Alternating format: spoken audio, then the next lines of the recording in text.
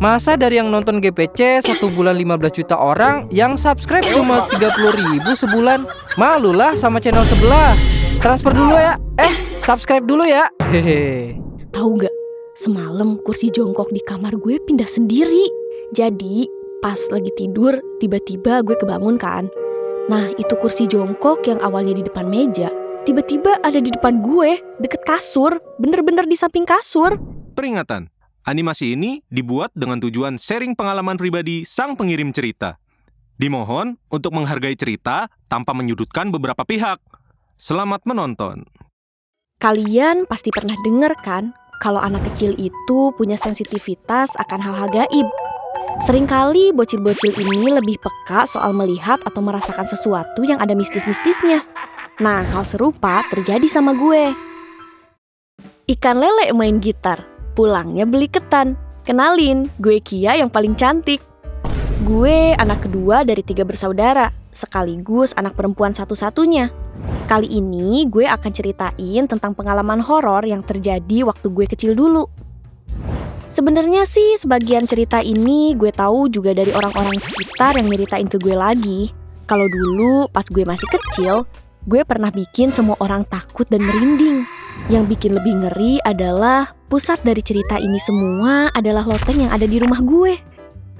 Jadi gini ceritanya, dulu itu ada kakek-kakek yang rumahnya gak jauh dari rumah gue. Namanya kakek Dodo. Dia ini sakit keras sampai gak keluar rumah dalam waktu yang lama. Suatu hari, tiba-tiba aja waktu gue lagi main di rumah, gue nunjuk keluar sambil bilang, "Kakek Dodo lewat." Semua orang merinding. Apalagi setelah beberapa menit kemudian, ternyata kakek itu diumumin meninggal. Nah, gak sampai situ aja nih ceritanya. Ada masa di mana gue pernah sakit dan rewel banget sampai susah tidur. Sambil lihat ke satu sudut dan nunjuk-nunjuk satu titik itu, yang gak lain dan gak bukan adalah loteng rumah gue. Dulunya loteng itu berisi barang-barang milik bapak, dan ada beberapa juga barang-barang dari penghuni sebelumnya, yang mana adalah tante gue. Jadi kayak gudang gitu loh. Tapi selain itu sih kayaknya gak ada hal yang menyeramkan, cuma kotor aja sama sumpek. Masalahnya di sana gelap dan cuma ditutupin sama selembar triplek yang gak nutup sepenuhnya, menyisakan sedikit bagian yang terlihat. Jadi gue, abang dan adik cowok gue selalu takut kalau lihat ke lubang itu. Untungnya tahun ke tahun berlalu, semenjak kejadian gue nangis rewel dan nunjuk ke arah loteng itu, gue udah lama gak lihat hal-hal aneh. Sampai beberapa tahun kemudian, pas gue di kelas 1 SMA, bapak mutusin buat ngelakuin sesuatu yang bikin cerita ini jadi makin menarik. FYI, rumah gue tuh terbagi jadi 2 lantai. Lantai bawah ada dapur, WC, dan ruang tamu. Terus lantai 2 ada 2 kamar dan tempat keluarga buat ngumpul. Nah, jadi masalahnya bapak gue mikir kalau anak-anaknya udah mulai makin gede nih. Ya sebenarnya gak salah juga sih. Intinya bapak gue berpikir kalau anak-anaknya ini udah gak mungkin tidur di satu kamar yang sama. Akhirnya beliau memutuskan buat bikin kamar buat anak-anaknya. Dan tentu aja pilihannya adalah loteng gelap itu. Dibantu oleh paman alias adiknya mama, bapak akhirnya ngerombak loteng itu dan dibikin jadi 2 loteng baru buat gue dan abang gue. Sementara adik gue tetap pakai kamar yang bawah. Loteng itu akhirnya jadi lantai baru yang berisi kamar abang gue di sisi kanan dan kamar gue di sisi kiri. Sedangkan di depan kamar kami itu dijadikan ruangan kosong tanpa tembok buat jadi tempat jemur baju. Gambarannya tuh kayak rumah rooftop yang ada di drakor-drakor gitu deh. Gue sama abang seneng banget waktu itu karena akhirnya punya tempat privasi buat diri sendiri. Sampai kejadian-kejadian aneh mulai terjadi.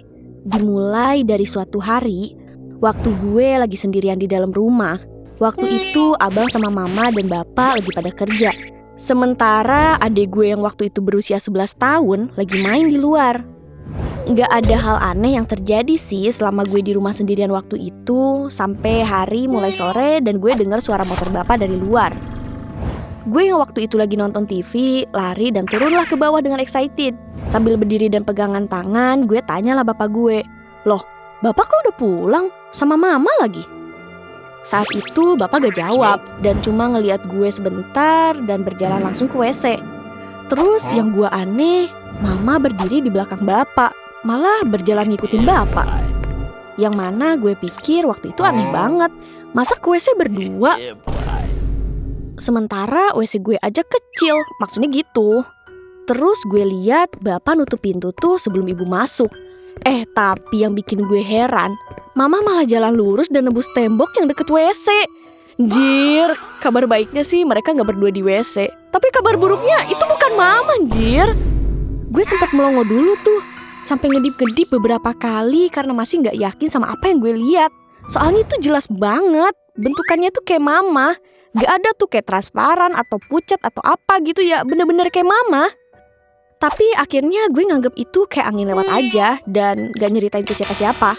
Hari-hari berlalu setelah kejadian itu, terbukti kalau gak ada hal aneh lain yang terjadi. Gue dan abang udah sepenuhnya nih nempatin kamar, dan barang-barang kita udah semuanya dipindah ke kamar. Di pagi hari, waktu gue gosok baju seragam gue dan adik gue, si abang turun tuh ke bawah. Jalannya sih santai ya, tapi pas lihat gue ada di bawah, dia langsung jalan mendekat ke gue dan bilang, "Tahu gak, semalam kursi jongkok di kamar gue pindah sendiri." Ya gue refleks jawab, "Hah? Kok bisa?" Ikut takut, karena emang gue percaya sama hal-hal gaib itu, apalagi dari kejadian sebelum-sebelumnya gue udah sempat lihat aneh-aneh. Jadi pas lagi tidur, tiba-tiba gue kebangun kan. Nah itu kursi jongkok yang awalnya di depan meja, tiba-tiba ada di depan gue, deket kasur, bener-bener di samping kasur. Gue gak langsung jawab tuh, masih sok cool gitu. Berusaha gak kelihatan ketakutan, terus baru jawab, "Alah, lupa kali lo bang." Si abang langsung jawab, "Ya gak mungkin lah, buat apa coba gue nyimpen kursi jongkok deket kasur? Posisinya tuh kayak sengaja ditaruh di situ, biar dia bisa liatin gue lagi tidur." Gue langsung merinding banget denger itu. Ngebayangin kalau ada sosok yang emang duduk di situ cuma buat merhatiin abang gue yang lagi tidur. Malamnya gue gak bisa tidur. Padahal udah jam 11 malam, yang mana sebelum-sebelumnya tuh gue gak pernah melek sampai jam segini. Akhirnya buat mancing rasa ngantuk, gue mulai main HP tuh sambil baca novel online. Suara di sekitar gue nih bener-bener hening banget. Bahkan di bawah dan di kamar abang juga gak ada suara-suara. Kan bikin gue makin merinding cuy. Sampai akhirnya hal-hal yang gak gue inginkan kejadian. Gue denger ada suara langkah kaki yang lagi naikin tangga.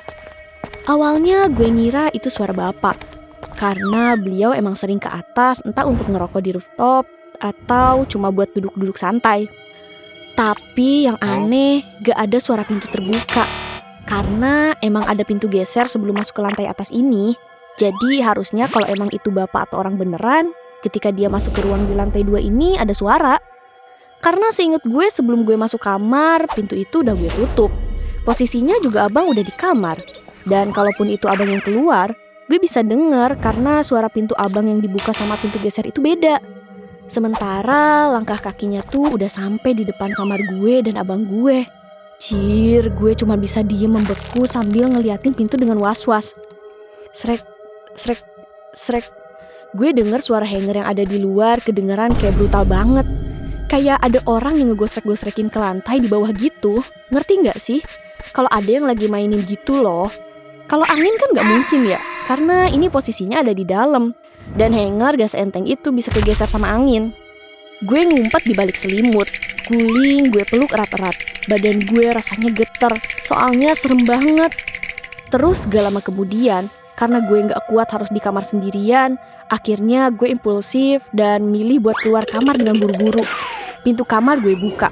Gue sempat berdiri di depan pintu cukup lama buat liatin ke arah pintu luar yang masih ketutup. Tapi suara hanger itu makin lama makin brutal. Dan kayak ada suara di pintu yang seolah dia maksa masuk. Sempet hening sebentar tuh. Gue ngelirik ke pintu geser menuju ke bawah yang deket pintu kamar abang. Dan itu masih ketutup. Dengan badan gemetar, gue noleh perlahan ke kumpulan hanger yang masih diam di deket pintu geser itu. Terus tiba-tiba, srek, hangernya gerak sendiri, ya Allah. Dari situ gue langsung kabur ke bawah dan meringkuk di kursi di depan TV. Sampai akhirnya gue ketiduran di kursi depan TV itu. Dan ketika besok paginya gue konfirmasi ke bapak kalau bapak semalaman tuh ada di kamar sama mama. Malam itu gak ada yang keluar kamar. Orang-orang sampai bingung kenapa gue tidur di sofa depan TV. Tapi gue gak mau ceritain apapun. Hari-hari berjalan kayak biasa. Adik gue pergi ke sekolah, abang, mama, dan bapak kerja. Adik gue gak terlalu suka tinggal di rumah. Jadi setelah selesai sekolah, dia tuh selalu main dan pulang pas maghrib buat ngaji. Pas sore, ternyata gue ketiduran di kamar sendirian, main HP dan baca novel online kayak biasa tuh. Mama sama bapak juga udah pulang dan ada di bawah. Kali ini gue ngerasa lebih tenang. Pas jam 5, gue denger suara langkah kaki di luar kamar gue. Terus langkahnya masuk ke kamar abang dan gue teriak dari dalam kamar, "Abang, udah pulang?" Tapi saat itu abang gak jawab.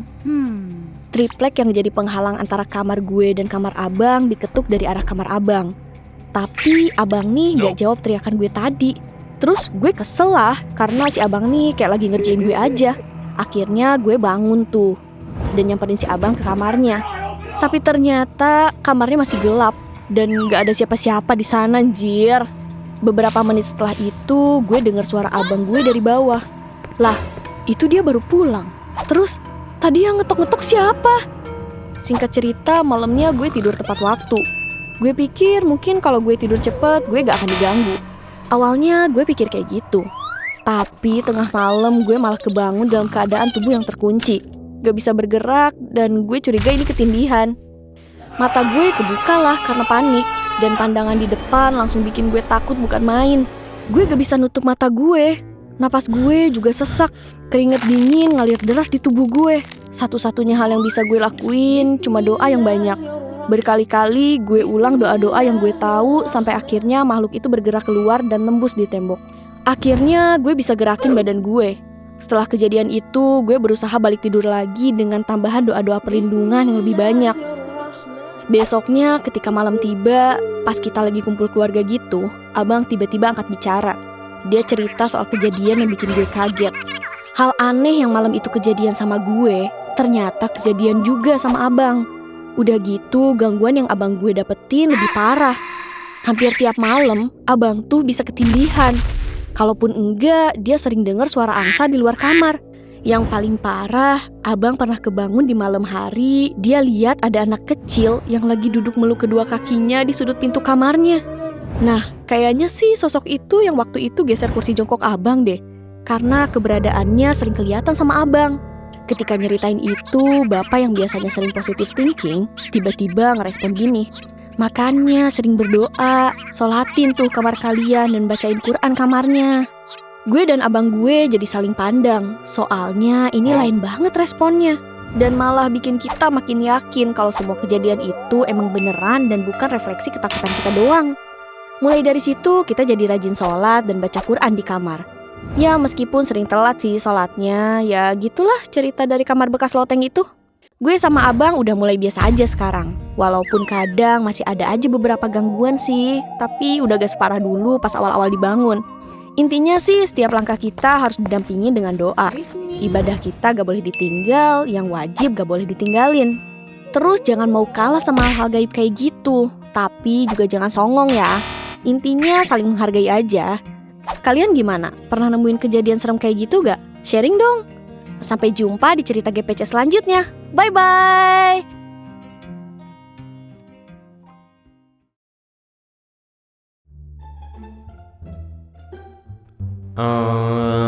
Ini udah rokaat berapa ya?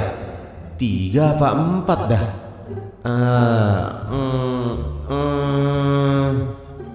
Kayaknya 3 deh.